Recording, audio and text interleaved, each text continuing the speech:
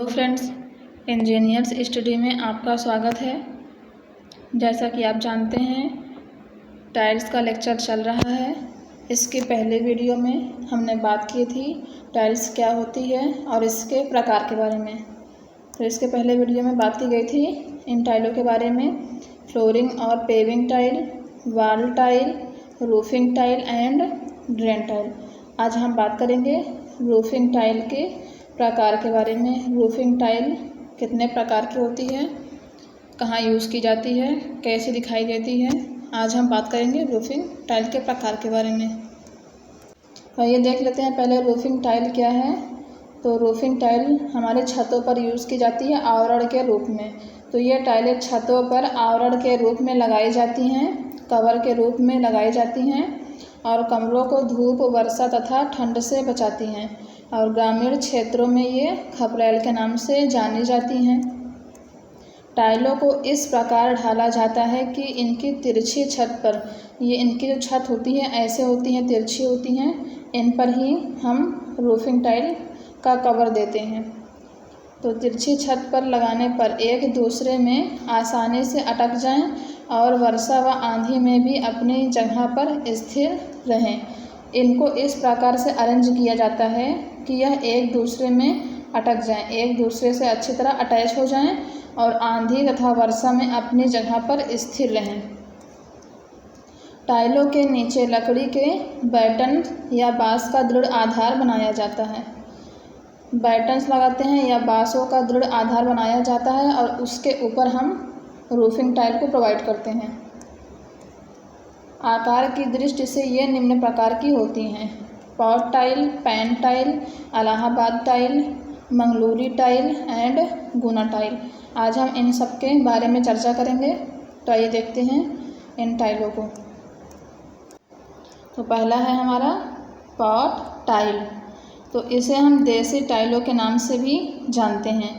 यह देसी टाइल है जो सामान्यतः कुम्हार के चक्के द्वारा तैयार की जाती है। मतलब इसमें किसी मशीन की आवश्यकता नहीं होती, यह कुम्हार के चक्के द्वारा बनाई जाती है। शंकु की तरह गोल ढालकर इसे तार से लंबाई की दिशा में दो भागों में काट लिया जाता है। यह इस तरह होती है, शंकु टाइप की कुछ इस तरह होती है और इन्हें हम बीच से तार के द्वारा काट देते हैं, तब यह हमारी इस तरह कुछ हो जाएंगे। इनका शेप इस तरह से हो जाएगा, एक इस तरह हो जाएगा और एक इस तरह हो जाएगा। एक हमारी हो जाएगी, यह सीधी हो जाएगी,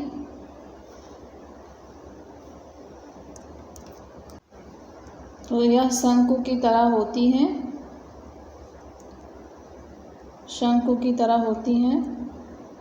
इन्हें हम बीच से तार के द्वारा काट लेते हैं तो यह एक इस ऐसी शेप में आ जाती हैं और ये एक भाग इस तरह हो जाता है और एक भाग इस तरह हो जाता है और यह भाग इसका चौड़ा होता है और आगे आते आते आगे वाला भाग इसका पतला होता चला जाता है। यह सीधा होता है और यह उल्टा होता है। लंबाई में इसे कुछ टेपर का मतलब होता है धीरे धीरे कम हो जाना। ऊपर का भाग इसका चौड़ा होता है और नीचे का भाग आते आते पतला हो जाता है, रखा जाता है ताकि यह एक दूसरे अर्धगोल में आसानी से अटकी रहें और नीचे न फिसलें। आइए आपको हम डायग्राम दिखाते हैं। ये है पॉट टाइल। पॉट टाइल है यह, आपको देखने में समझ में आता होगा। यह शंकु के आकार में होता है जिसे हम बीच से तागों के द्वारा काटकर अलग अलग भागों में कर लेते हैं। इसका जो नीचे वाला भाग है इसे हम कहते हैं सीधा खंड, यह सीधा होता है। और जो ऊपर का भाग है ये वाला, इसको हम बोलते हैं उल्टा खंड, यह उल्टा होता है। और इसकी जो लंबाई होती है, इसका जो ये वाला पोर्शन होता है यह 15 सेंटीमीटर होता है और ये लंबाई इसकी होती है 25 सेंटीमीटर और आगे का भाग 10 सेंटीमीटर रखा जाता है। पिछला भाग 15 सेंटीमीटर और अगला इसका भाग होता है 10 सेंटीमीटर और इसकी लंबाई 25 सेंटीमीटर होती है। इसे हम हेड कहते हैं और इसे हम टेल कहते हैं।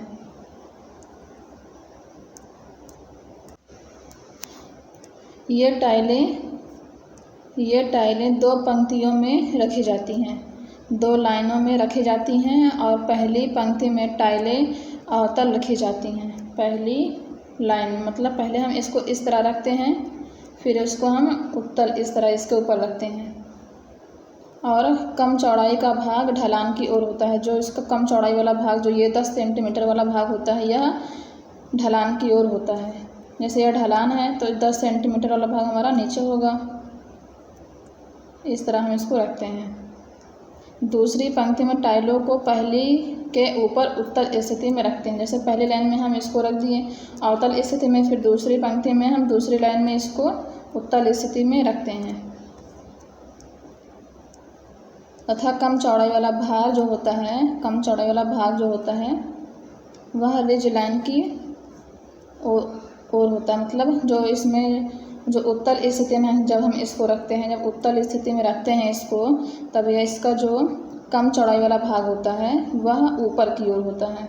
कम चौड़ाई वाला भाग ऊपर की ओर होता है इस तरह। जब टाइलों को अवतल स्थिति में रखते हैं तो इसका जो कम चौड़ाई वाला भाग होता है वह ढलान की ओर होता है, इस ओर होता है। और जब इसको उत्तल स्थिति में रखते हैं तो जो कम चौड़ाई वाला भाग होता है, कम चौड़ाई वाला जो भाग होता है वह ऊपर की ओर होता है, ऊपर की ओर होता है। बस आपको इतना याद रखना है। ये टाइलें निम्न श्रेणी के छतों के लिए उपयोग की जाती हैं और जो हमारी गुना टाइल होती है वह भी इसी से मिलती जुलती होती हैं। नेक्स्ट है पैन टाइल। तो इनका जो शेप होता है एस शेप का होता है। ये एस शेप में एस आकृति की होती हैं और एक दूसरे पर चढ़ाव देकर रखी जाती हैं। इनको एक के ऊपर एक रखकर लगाया जाता है। टाइल के ऊपरी सिरे के पास छिद्र होता है जिसमें कील ठोककर इसे बैटन के साथ जड़ दिया जाता है। ये पैन टाइलें हैं। इनका जो शेप होता है कुछ इस शेप में होता है और इनके ऊपरी हिस्से में छिद्र होते हैं छोटे छोटे, जिनमें हम कील ठोककर इन्हें, इसके नीचे बैटन्स लगे होते हैं, बैटन से हम इनको जड़ देते हैं पैन टाइल को।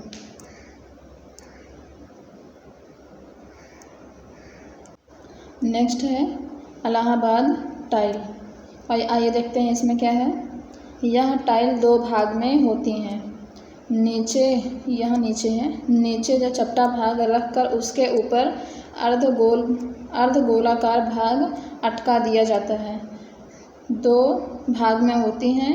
जो इनका निचला भाग होता है वह चपटा होता है और उसके ऊपर हम अर्धगोलाकार भाग रखकर उस पर अटका देते हैं। टाइल के दोनों भाग टेपर होते हैं। टेपर का मतलब होता है उनका जो ऊपर का शेप होता है और नीचे का जो शेप होता है, डिफरेंस होता है। ऊपर की चौड़ाई ज़्यादा होती है और नीचे की चौड़ाई कम होती है। यह आते आते कम होती चली जाती है। इसे हम टेपर कहते हैं। और टेपर क्यों रखते हैं? जिससे एक भाग दूसरे भाग में आसानी से अटक जाता है। टेपर रखने से एक भाग जो होते हैं दूसरे भाग में आसानी से अटक जाते हैं और वर्षा तथा बारिश तथा आंधी में अपनी स्थिति में बने रहते हैं। यह टाइलें एक परत अथवा 2 परतों में लगाई जाती हैं। ये है इलाहाबादी टाइलें। तो नीचे का ये चपटा भाग है जिसे हम अंडर टाइल कहते हैं, अंडर टाइल। और जो ऊपर का अर्धगोलाकार भाग होता है इसे हम बोलते हैं अप टाइल या कवर टाइल। ओवर टाइल भी बोलते हैं, cover tile, over tile, up tile बोलते हैं। इसका जो नीचे चपटा वाला भाग होता है, इसकी जो ऊपर की जो चौड़ाई होती है यह होती है लगभग 30 सेंटीमीटर और जो निचली वाली चौड़ाई होती है यह 23.5 सेंटीमीटर रखते हैं। इसको हम घटा बढ़ा भी सकते हैं, कुछ वेरिएशन इसमें होता है। 30 यहाँ 30 है, यहाँ 27.3 है, 23.5 सेंटीमीटर। यह ऊपर का भाग होता है हेड का और ये टेल होता है। यह चौड़ाई जिसकी चौड़ाई ज़्यादा होती है उसे हम हेड कहते हैं और नीचे के भाग को हम टेल कहते हैं। और यह ओवर टाइलें हैं, इनको इस प्रकार ढका जाता है। तो इसकी जो आगे की चौड़ाई होती है यह 16.5 सेंटीमीटर होती है और यह टेल है। और इसकी जो हेड की चौड़ाई होती है यह 12 सेंटीमीटर होती है। इनकी लंबाई 39 सेंटीमीटर रखी जाती है। इस प्रकार इनको अरेंज किया जाता है। पहले हम इसका चपटा भाग नीचे रखते हैं, फिर उसके ऊपर अर्धगोलाकार भाग इस पर अटका देते हैं और जब यह तैयार हो जाता है तो यह इस शेप में दिखाई देता है। नेक्स्ट है मंगलूरी टाइल। यह विशेष प्रकार की चपटी टाइलें होती हैं जिनके ऊपर तथा नीचे कई उभार होते हैं। यह कई उभार लिए इस प्रकार होती है। टाइल की लंबाई की दिशा में लहरियाँ होती हैं जिनके ऊपर नीचे रिब होते हैं। रिब में एक छिद्र बना रहता है जिसमें तार डालकर टाइल को बैटन्स पर स्थिर कर दिया जाता है। और टाइलों का प्रभावी क्षेत्रफल 32 × 21 सेंटीमीटर, 35 × 22 सेंटीमीटर लिया जाता है। ये मंगलूरी टाइल है।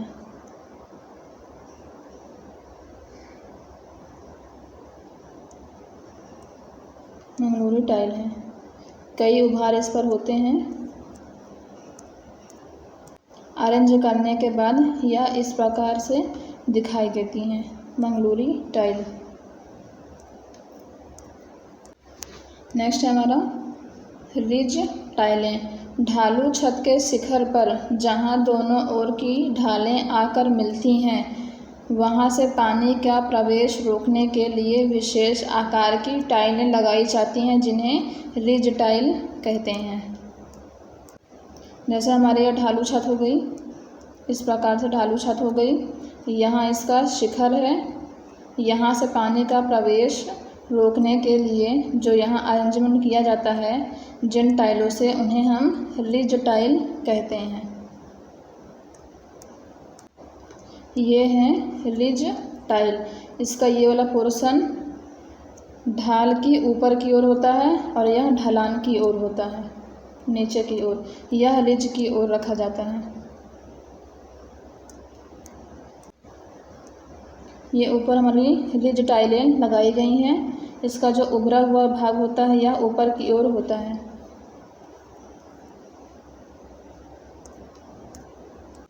तो रूफिंग टाइल के प्रकार यहाँ समाप्त होते हैं। नेक्स्ट हम पढ़ेंगे कैरेक्टरिस्टिक ऑफ गुड टाइल्स, अच्छी टाइल्स के अभिलक्षण। आइए देखते हैं इसमें क्या है। तो अच्छी टाइल में निम्नलिखित विशेषताएं होनी चाहिए। यह पूर्णतः पकी हुई और अपघर्षण रोधी होनी चाहिए। सेकंड है, यह पूर्णतः दृढ़ हो, कठोर व टिकाऊ होनी चाहिए। इनकी इंटरलॉकिंग उत्तम होनी चाहिए, मतलब एक दूसरे में जब इनको अटकाया जाता है तब यह उत्तम रहें, अपनी स्थिति में बने रहें। टाइल में किसी प्रकार की ऐंठन या अन्य कोई दोष ना हो। यह कांचे तथा समान रंग रूप की होनी चाहिए। इसे फर्शों या छतों पर लगाना सरल हो, क्षतिग्रस्त टाइल को बदलने में समस्या न हो। ये हैं अच्छे टाइल के अभिलक्षण। नेक्स्ट है manufacture of tile clay. Tile के लिए जो मिट्टी तैयार की जाती है, टाइलों का उत्पादन कैसे होता है। तो जिस प्रकार हम ईंटों का उत्पादन करते थे उसी प्रकार हम टाइल का भी उत्पादन करेंगे, परंतु टाइल के उत्पादन में सावधानी की बहुत ही ज़्यादा आवश्यकता होती है, बहुत आवश्यकता होती है सावधानी की। तो ये देखते हैं इसमें क्या है। Manufacture of clay tile. सबसे पहले हम करेंगे प्रिपरेशन ऑफ क्ले, मिट्टी को तैयार करेंगे। मिट्टी लेकर हम इसे पग मिल में महीन पीस लेते हैं। पग मिल में जिस प्रकार हम ईंट के लिए मिट्टी तैयार करते हैं, उसी प्रकार हम इसके लिए भी मिट्टी को तैयार करेंगे। सेकेंड है, जब मिट्टी हमारी तैयार हो जाएगी तब उसकी हम मोल्डिंग करेंगे। मोल्डिंग हम दो प्रकार से करते हैं। एक करते हैं कुम्हार के चक्के द्वारा, कुम्हार के चक्के द्वारा।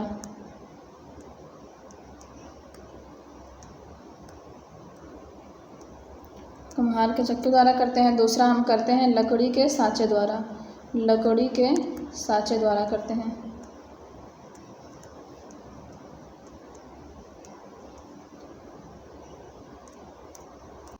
मोल्डिंग जब हो जाती है फिर हम उसके बाद उसकी ड्राइंग करते हैं, सुखाते हैं उसको।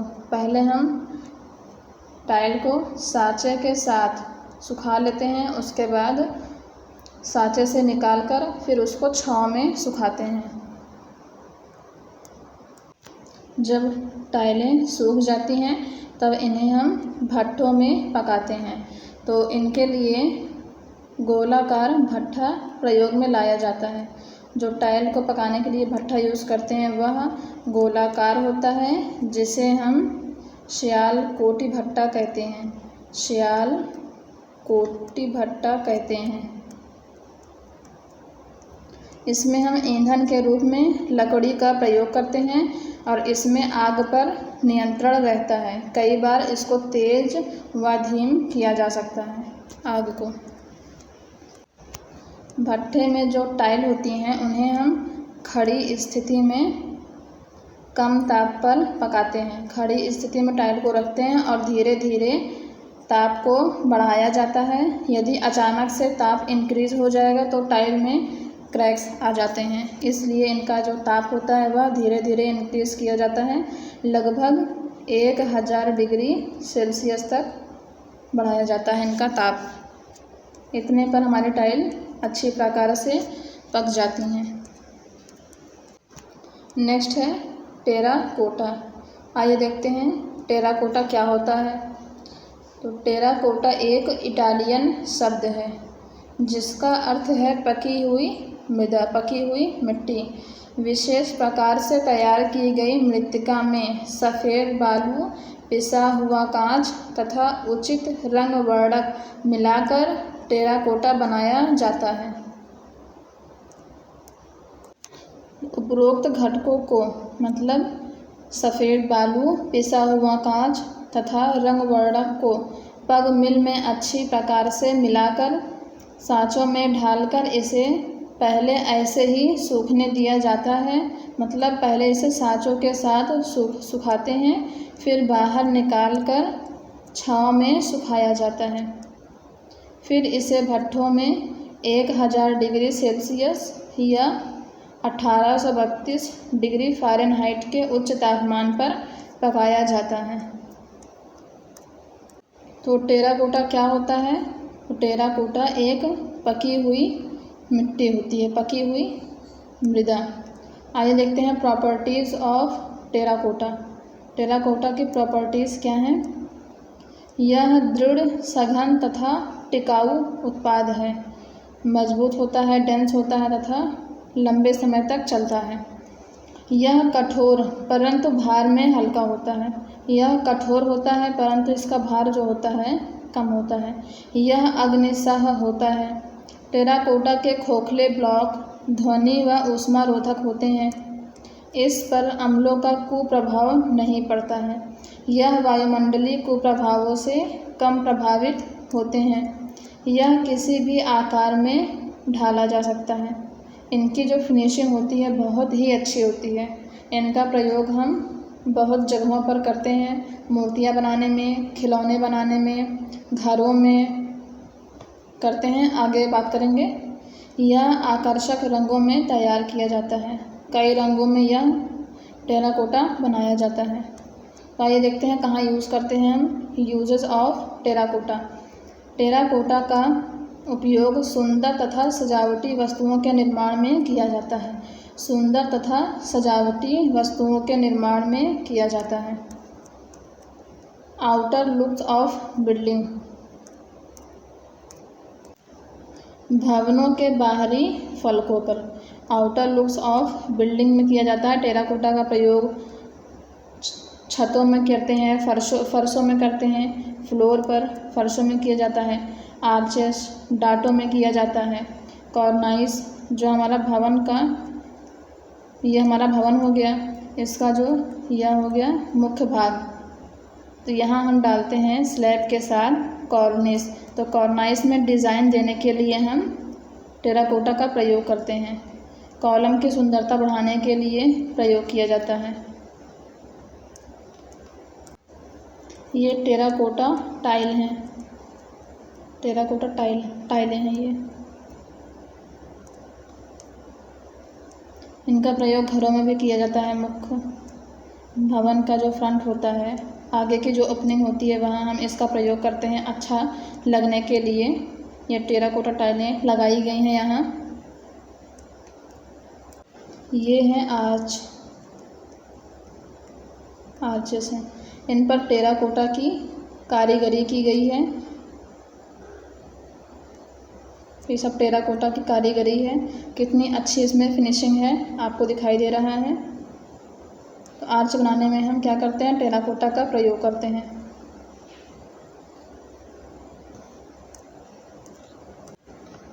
ये भी आर्च हैं, इन पर भी टेराकोटा यूज़ किया गया है।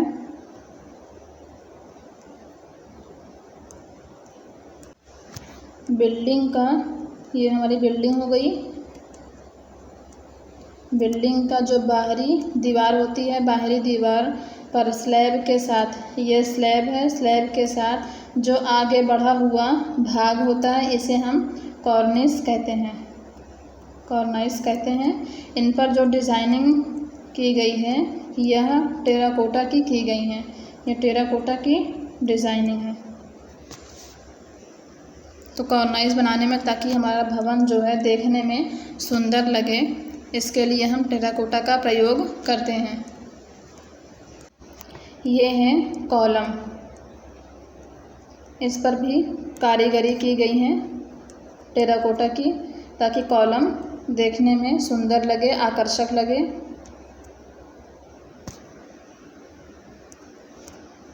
तो टेराकोटा का प्रयोग हम करते हैं उच्च श्रेणी के भवनों में, उच्च श्रेणी के भवनों में करते हैं, ताकि जो बिल्डिंग है, भवन है, देखने में सुंदर लगे। सुंदरता को बढ़ाने के लिए टेराकोटा का प्रयोग किया जाता है, और खोखले ब्लॉक बनाने के लिए टेराकोटा का प्रयोग किया जाता है। सजावटी वस्तुएं बनाने के लिए टेराकोटा का प्रयोग किया जाता है। आइए देखते हैं टाइप्स ऑफ टेराकोटा। तो यह दो प्रकार के होते हैं। पहला है पोरस टेराकोटा, दूसरा है ग्लेज टेराकोटा और फायांस। तो पोरस टेराकोटा जो होता है, इसमें होते हैं छिद्र, तो इसलिए हम इसका प्रयोग करते हैं सजावटी वस्तुओं को बनाने में। जो सजावटी वस्तुएं होती हैं, उनको बनाने में हम पोरस टेराकोटा का प्रयोग करते हैं, और यह अग्निसह तथा ध्वनिरोधक होता है।